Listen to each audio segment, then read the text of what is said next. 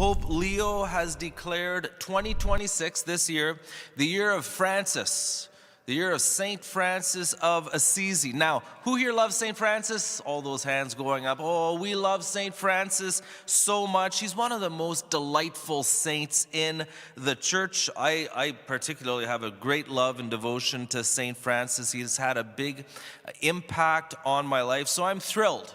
I'm thrilled that we have a year of St. Francis, and the Pope is saying this is going to be a year of grace. So this is my response. I have a list of things that we can do during the year of St. Francis, okay? The first thing, most important thing, is to say, sign me up. To say, listen, if this is a year of grace, through the intercession and the inspiration of St. Francis, sign me up. I'll take it. I don't want to miss the graces of this year of St. Francis. The second thing I think we should do is very simple. And this kind of came to me as I was praying about this. Talk to St. Francis. Get to know him. The saints, they're meant to be, and they can be, friends. We have friends in heaven in the saints. And so get to know St. Francis. Talk to St. Francis. Some people will say, well, I'm not very Franciscan. You know, St. Francis is known for his poverty. You might think, well, I'm a multi-millionaire. I own a high-tech company. I have the biggest Ferrari collection in Canada. I don't think St. Francis wants to talk to me. Sure he does. Ferraris are Italian. He was Italian too, you know. So anybody, doesn't matter what, you know, where you're at, talk to St. Francis this year of grace and just get to know, become friends with this beautiful saint. The third thing is learn about St. Francis. There's so many wonderful books or whatever resources. To me, that's one of the best ways, maybe the best way to get to know a saint, is read a good book about a saint. Read it slowly at a contemplative pace, reflect on it. And like for me, you've heard me share this probably a million times, good Catholic books set my heart on fire.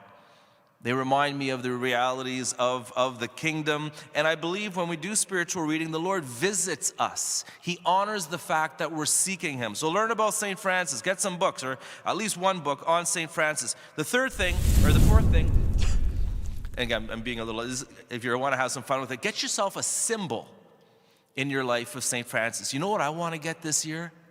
A bird feeder. You know St. Francis, he loved the birds. And I was thinking, I'd love to get a bird feeder up at my camp. So I'm going to get a bird feeder in honor of St. Francis. Now, two super quick St. Francis bird stories. Once, he was trying to pray the breviary with his brothers, and the birds were just singing and chirping and making a racket. And St. Francis said, excuse me, I don't know if it was the larks, or excuse me, Sister Larks, could you kindly be quiet for a moment so we can pray our breviary? And they all went silent. They prayed their breviary. When they were finished praying the breviary, they started singing again. And then the other thing is, at St. Francis's death, they say the birds went nuts, just singing, and like there was just this chorus, all the birds. He loved the birds. Okay, so get a symbol. I hope to get a bird feeder. Fifth thing is, maybe during this year of St. Francis, try to do a pilgrimage or a retreat, or what I'd like to do is a camping trip in honor of St. Francis. You know, go do something Franciscan. Over the years, I've led many retreats that I've called St. Francis retreats. When I was at York University, we would have a retreat. I don't know if it was every month or two. We call it a St. Francis retreat.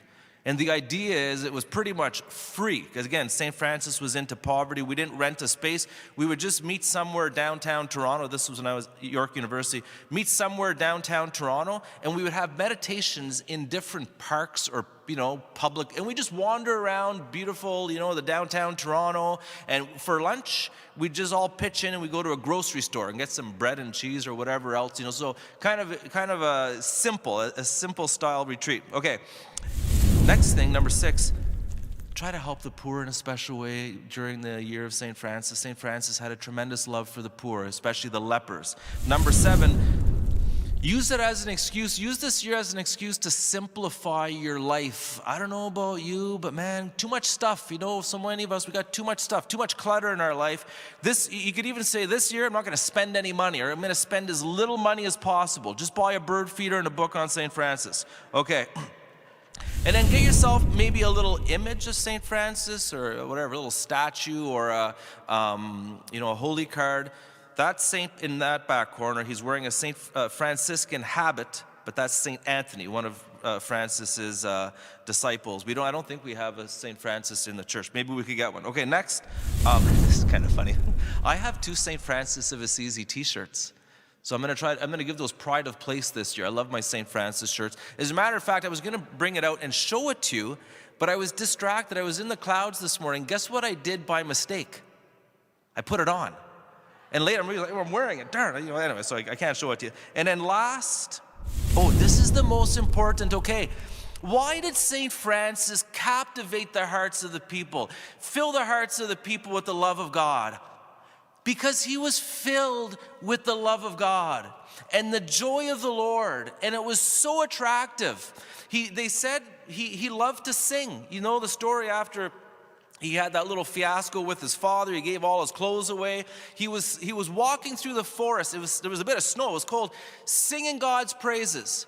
And a bunch of bandits saw him, and they said, "What are you doing?" Or, "Who are you?" He said, "I'm a herald of the king." So they beat him up, and they threw him in a snowbank down a ravine. He got up, dusted himself off, and they said he continued singing to the Lord even louder. He was filled with the love of God and the joy of the Lord. So I would say this year, let the Lord, as we sang in the entrance antiphon, during this year of St. Francis of Assisi, ask the Lord for the grace that the Lord put a new song in your heart.